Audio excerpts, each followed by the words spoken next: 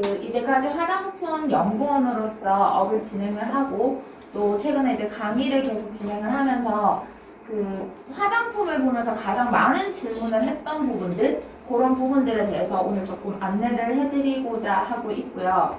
어떤 강연보다 오늘의 세미나가 굉장히 떨리는 것 같습니다.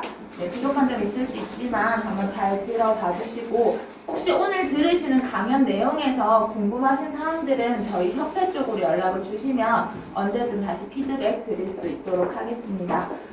앞서 저희 회장님께서 맞춤형 화장품에 대해서 설명을 해주셨는데요. 아시겠지만 맞춤형 화장품도 화장품이 있어야 할 수 있는 부분이어서 오늘 저는 그런 화장품에 대한 설명을 조금 드리고 그리고 이제 화장품에 넣을 수 있는 그런 추출물들 특히나 오늘 저희가 저희 회원님들께 나눠드릴 그 추출물들이 어떤 프리미엄 추출물들이 있는지에 대해서도 간략하게 안내를 드릴 예정이고요.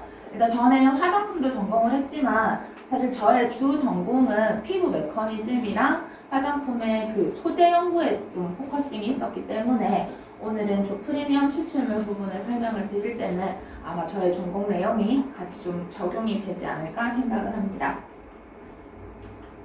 네, 해서 화장품을 보통 사람들이 가장 많이 말씀하실 때 물에 기름 섞었다라는 말씀을 가장 많이 하시거든요.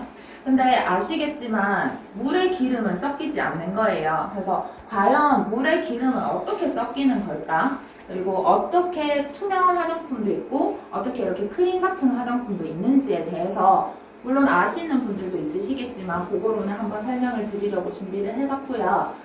아까 말씀드린 것처럼 물에 기름은 섞이지 않아요.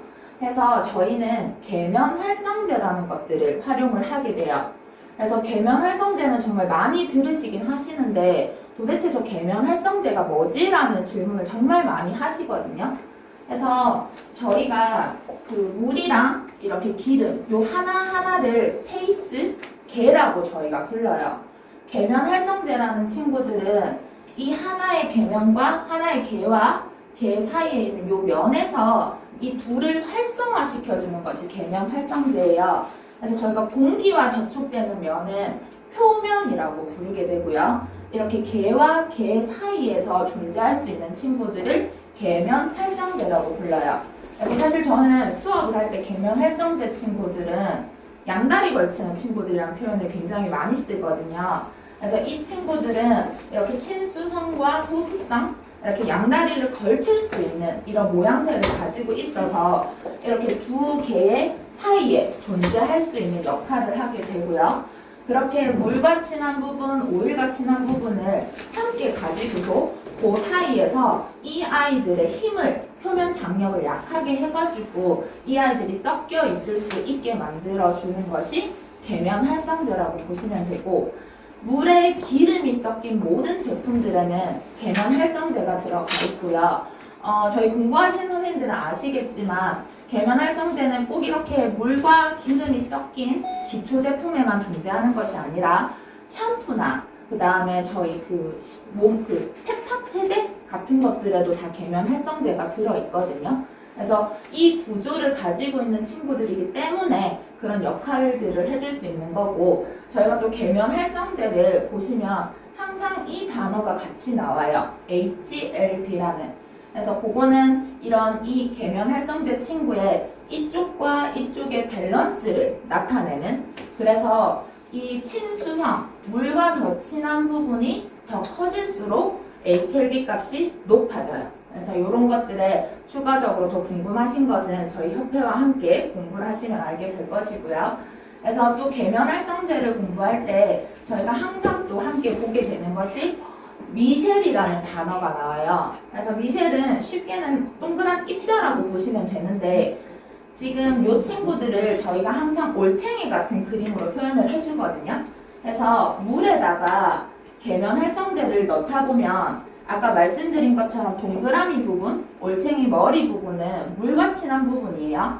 그래서 공기가 오일 성분이라는 것은 아니고 물과 친한 부분이 머릿속에 물속에 들어가게 되면 뿌리들은 공기 쪽으로 나가거든요. 그래서 이 표면에서 계면 활성제가 쭈루루루루 다 쌓이고 나가지고 더 이상 갈 곳이 없어져서 첫 번째 이렇게 동그라미 하나를 저희가 미셸이라고 불러요. 그래서 이런 미셸이 형성된 시점을 CNC라는 단어로 저희는 표현을 합니다. 그래서 저희가 이 계면 활성제에 대해서 조금은 아셔야지 뒷부분에 가용화랑 유화에 대한 설명을 할 수 있게 되거든요. 그래서 마지막으로 정리를 드리자면 계면 활성제는 이렇게 두 개 사이에서 저 친구들을 활성화시켜 줄 수 있는 두 쪽 다 친할 수 있는 구조를 가진 성분들이고 이 올챙이의 모양은 머리가 큰 것들도 있고 꼬리가 더 많이 긴 것도 있고요. 꼬리가 두 개, 세 개로 갈라진 것들도 있어요. 그래서 그런 계면 활성제는 선택은 오일의 성분이라든지 이런 것들에 따라서 선정을 다르게 하셔야 되고 그 계면 활성제의 모양에 따라서 이 미셸의 입자가 조그맣기도 하고 크기도 하고 단단하기도 하고 물러지기도 하고 다양한 형태를 가질 수 있습니다. 네, 해서 아마 저희가 제가 스킨케어 제품에서 보시면은 토너나 뭐 앰플 같이 투명한 제품들도 있고 그리고 불투명한 제품들도 있어요. 우유처럼. 근데 저희가 제일 많이 보게 되는 그 투명한 제품들을 가용화라는 단어를 쓰게 되고요. 이 아이들이 투명할 수 있는 이유는 저희 눈은 빛이 반사돼서 돌아오면 저희는 하얗다라고 눈에서 인지를 하게 되고요. 통과를 하게 되면은 투명하다라고 인지를 하게 되는데요. 이런 가용화라는 것은 이 미셸의 입자가 매우 작아서 가시광선이 반사가 되질 않아서 빛이 통과를 하기 때문에 투명하게 보이는 거예요. 그래서 저희가 막 스킨 같은 거 쓰시다 보면은 그냥 물이라고 생각을 하시는데 저희 지금 전성분 표시제도에서 뒷부분을 보시면 향료라든지 그리고 오일 성분 같은 것들은 다 이런 가용화제를 통해서 이 안에서 분산이 되어 있어서 저희가 투명하게 볼 수 있는 것이고 가용화 제품의 가장 큰 특징은 입자의 사이즈, 아까 앞에서 보셨던 미셸의 사이즈가 작아서 가시광선이 통과를 하기 때문에 투명하게 보이는 것이고요. 이런 투명한 제품들의 예로는 뭐 토너라든지 저희가 투명한 에센스라든지 앰플이라든지 이런 것들이 다 가용화 제품이라고 보시면 될 것 같고요. 그리고 저희가 우유같이 이런 형태들을 보통 유화 제품이라고 불러요. 그래서 유화 제품은 물 안에 이제 기름이 더 많이 들어가 있는 거예요. 그래서 지금 아까 올챙이 부분에서 올챙이 동그라미 부분을 저희는 아까 친수성이라고 불렀어요. 그래서 올챙이가 이렇게 바깥쪽에서 형성이 되는 것들을 OW 제형이라고 저희는 부르고요. 반대로 올챙이의 머리가 안쪽으로 들어간 것들을 WO 제형이라고 불러요. 이 친구들은 자기와 친하지 않는 친구들이랑 다이기를 싫어해요. 그래서 최대한 피하기 위해서 모양새가 이렇게 둥근 형태를 나타내는 것이고요. 이 입자의 사이즈가 이 정도의 사이즈가 되었을 때 1000에서 뭐 1마이크로에서 뭐 10마이크로 정도가 되었을 때 빛이 반사가 되기 때문에 이럴 경우에는 저희 눈에는 하얗게 보이게 되는 것이고 그런 것들을 유화라고 불러요. 그래서 생각을 해보면 바깥쪽에 물이 있는 친구들, 그 안에 오일이 들어있는 친구들은 사용했을 때 조금 가벼운 느낌이 드실 거예요. 그래서 지금 쓰시는 아마 대다수의 로션이나 크림 타입들은 OW 제형이라고 보시면 될 거고 저희가 WO 제형은 어머니들 예전에 많이 쓰시던 뭐 콜드 크림이라든지 클렌징 크림이라든지 그래서 요거를 집에서 확인해 보실 수 있는 가장 쉬운 방법은 컵에 물 떠놓고 크림 한번 떨어뜨려 보시면 분산이 잘 되면은 OW고 분산이 안 되고 이렇게 뭉쳐 있는 것들을 보시면은 WO 에멀전이라고 생각을 해주시면 되고 이 오일의 형태에 따라 가지고 실리콘을 넣어주면은 SW 제형이 되기도 하고 WS 제형이 되기도 해요. 그래서 이런 제형들은 또 잘 활용을 하시면 워터프루프 타입의 제품을 개발을 하실 수도 있어요. 그래서 가용화 제품이랑 유화 제품의 가장 큰 차이점은 입자 사이즈에 따라 가지고 빛이 반사가 되는 것과 안 되는 것으로 보시면 될 것 같아요. 그래서 지금 시중에서 한 번씩 이렇게 올리브영이나 이런 데 가셔서 제품 보시면서 이거는 가용화 제품이구나, 요런 거는 유화 제품이구나, 그리고 또 유화 제품에서는 이 포뮬러는 OW겠구나, WO겠구나 구분을 하실 수 있으시면 좋을 것 같아요. 그리고 이제 가용화 제품, 투명한 제품에서 저희가 이제 요즘 사람들 보면은 다 화장품 다 비슷비슷하다는 말씀 굉장히 많이 하시잖아요.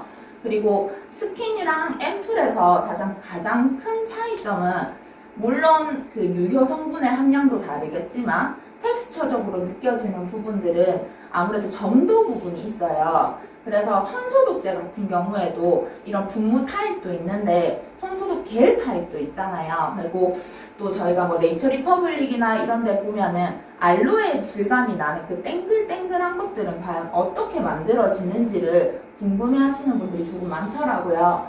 그래서 그 부분을 준비를 했고요. 저희가 그 땡글땡글한 젤리 같은 느낌을 들게 해주는 거에 가장 표본적인 원료가 점증제라는 원료예요. 아마 전성분 뒷부분에 카보머라는 단어로 가장 많이 적혀 있는데요. 그 카보머라는 친구들은 원래 분말 상태로 만들어져 있거든요. 그래서 그 상태 때는 이렇게 분말 상태로 있어요. 근데 카보머 친구들은 항상 짝지처럼 같이 있어야 되는 게 중화제라는 것이 필요해요. 그래서 카보머는 물에 솔루션을 만드시면 pH가 낮거든요. 근데 거기에 중화제라는 것은 이제 pH가 조금 높은 성분들을 이야기를 하고, 저희가 원래 가장 많이 썼던 것들은 뭐 트리에타노라민이라든지 뭐 NaOH라든지 이렇게 pH가 높은 성분을 넣게 되는데요. 요 구조식은 지금 트리에타노라민의 구조식이거든요. 그래서 여기 트리에타노라민, pH를 높게 나타내는 트리에타노라민에서 이 OH기랑 요거는 카보머의 구조를 여기 선은 다 C체인을 보통 저희 화학에서는 이렇게 선형으로 표시를 하거든요. 그래서 요런 부분에서 끝에 카복실기랑 여기 OH기가 두 개가 만나게 되면서 카보머가 원래는 이렇게 꼬불꼬불하게 되어 있어요. 근데 그 친구들의 요 두 개가 만나면서 펼쳐져요, 선이. 그러면서 망상 구조를 형성을 하게 되거든요. 그래서 이 망상 구조 사이에 저희의 물들이 이렇게 들어가 있다고 보시면 될 것 같아요. 그래서 그 카보머는 저희가 고분자 화합물이라고 부르거든요. 그 고분자 화합물이라는 것은 분자량이 굉장히 크다라는 거예요. 그래서 이렇게 분자량이 큰 이 체인이 꼬불꼬불하게 있는 것에 저희가 이제 트리에타노라민 같은 것들이 만나서 중화를 시키면서 체인을 펼쳐주는 거예요. 꼬불한 것들을. 그러면서 그물 같은 형태를 만들어주고 이 안에 물이 홀딩이 되면서 점성이 생기는 거예요. 그래서 저희가 토너랑 앰플의 저는 가장 큰 차이점을 꼽으라고 하면 말씀드린 것처럼 유효 성분의 함량의 차이도 있겠지만 주는 텍스처의 차이는 이런 점증제들의 원리에 의해서 저희가 토너랑 앰플을 구별할 수 있다고 생각을 해요. 그래서 오늘 지금 여기까지 설명을 드린 것들은 저희가 제형적인 부분에서 가장 큰 특징을 나타내는 두 가지를 말씀을 드렸고, 지금부터는 이제 저희가 제품에다가 나중에 더 첨가하게 될 프리미엄 추출물들에 대해서 준비를 했고, 지금 오늘 추출물들을 준비한 내용들은 좀 전체적으로 약간의 이제 생성을 이루어줄 수 있는 그런 아이들로 준비를 해봤거든요. 그래서 오늘 인체줄기세포 배양액은 저희 다음에 시연해 주실 이사님께서 저희 제품에 또 직접 첨가를 해주실 예정이시고요.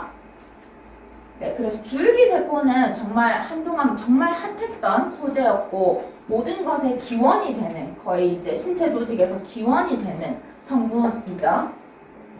그래서 이런 줄기세포 배양액 추출물의 효과에는 정말 아름다운 단어예요. 천혜의 피부 영양 공급원이라는 단어를 쓰시더라고요. 그래서 이 줄기세포 배양액은 피부를 재생을 시켜주기도 하고 미백과 주름 개선, 노화 방지 등 모든 것들의 이제 식초의 씨앗 같은 역할을 해주는 추출물이라고 생각을 해주시면 될 것 같아요.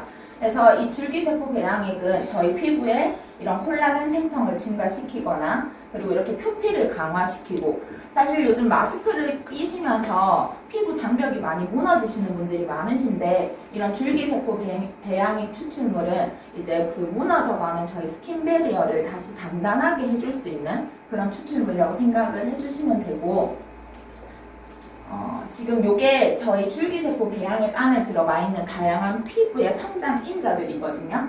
그래서 저희 아마 EGF를 많이 들어보셨을 거예요. 그 피부 표피의 꿈의 원료라고 불릴 만큼 피부의 다양한 성장 요소를 가진 성분인데 지금 인체줄기세포 배양액에는 이런 EGF뿐만 아니라 이제 진피에서 효능을 나타낼 수 있는 성장 인자들 그 외에도 다양한 성장 인자들이 들어가 있어서 이런 그 피부의 그 턴오버 주기를 조금 더 올리고 피부의 생장을 촉진해 줄 수 있는 그런 추출물이라고 보시면 될 것 같습니다.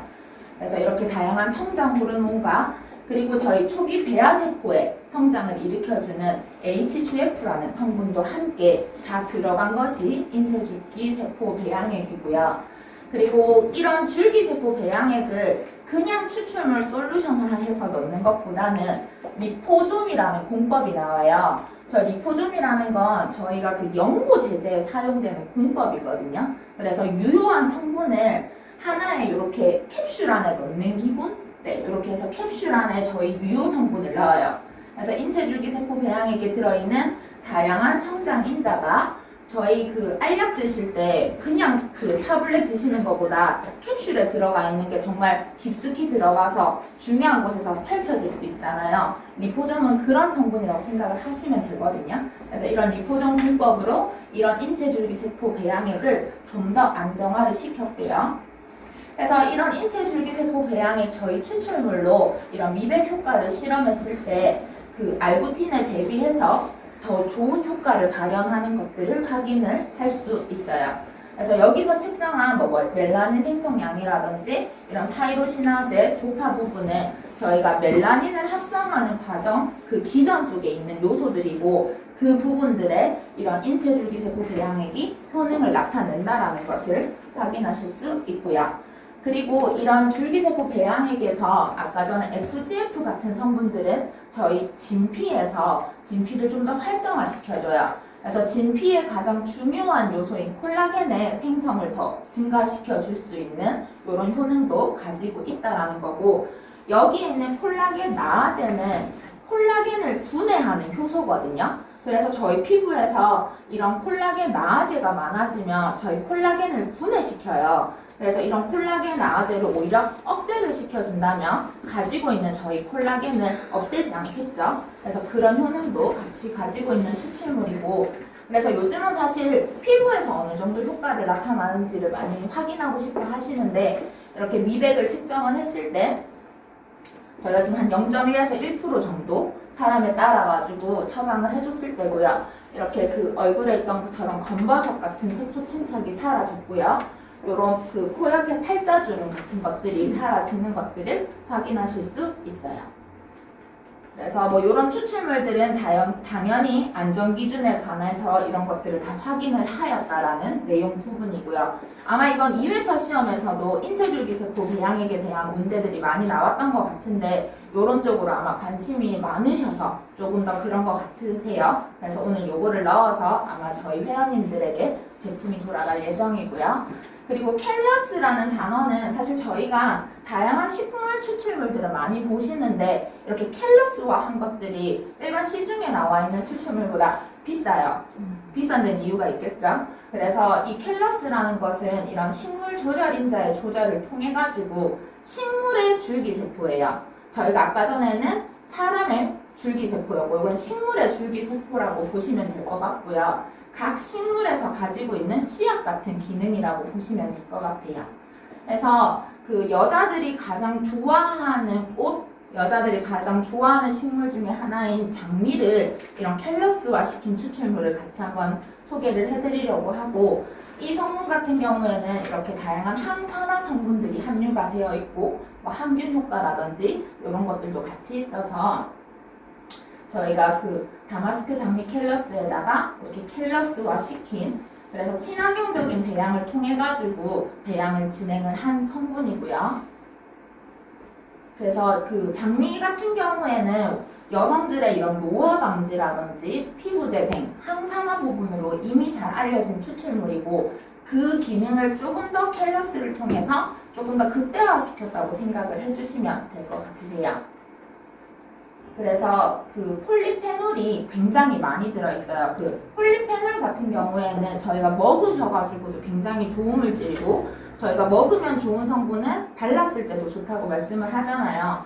특히나 지금 코르티솔이라는 것이 저희가 현대인들은 굉장히 스트레스에 대해서 많이 노출이 되어 있는데 그런 부분에 대한 호르몬을 억제하는 기능 또한 장미 켈러스 추출물이 가지고 있다라는 거고, 네, 이 안에 들어있는 성분에 대한 확인을 한 시험 내용이고요.